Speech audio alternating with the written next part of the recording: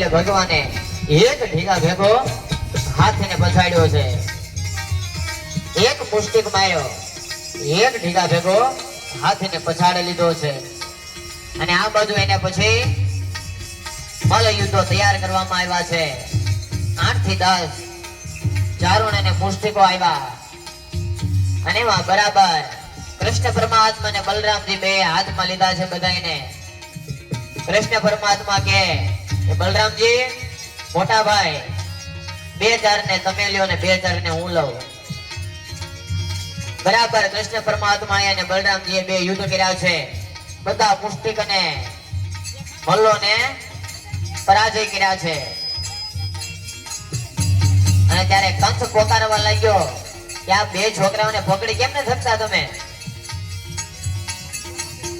આપણે નંદ બાબાને જેમ પૂરે માને કેદમાં પૂરી દો ને તમે. ત્યારે કાના એવું કીધું પેલા એવું કઈ કેદમાં પૂરે જાય તો અહીંયા થોડે આવી. બરાબર મુષ્ટિક અને મલ્લો સાથે યુદ્ધ કર્યું છે.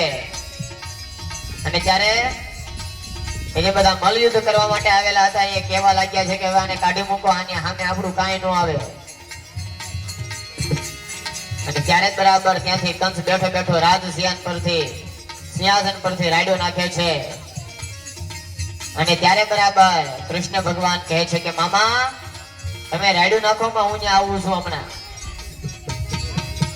બરાબર અહીંયા બધાનો સંહાર કરી અને ભગવાને ઠેકડો મારી અને જ્યાં મામા કંસ મંચ ઉપર બેઠા હતા ત્યાં પહોંચી ગયા અને બોચી પકડી અને રંગમંચ ઉપરથી કૃષ્ણ ભગવાને કંસને નીચે ફેંક્યો અને એની માથે ધુબકો માર્યો અને એક મુષ્ટિકના પ્રહારથી કંસનું પ્રાણ પંખીડું ઉડી ગયું છે. કંસને માર્યો છે અને બધા જ દેવતાઓ કૃષ્ણ પરમાત્માનો જય જયકાર જય ઘોષ કરવા લાગ્યા છે. બોલે શ્રી કૃષ્ણ કનૈયા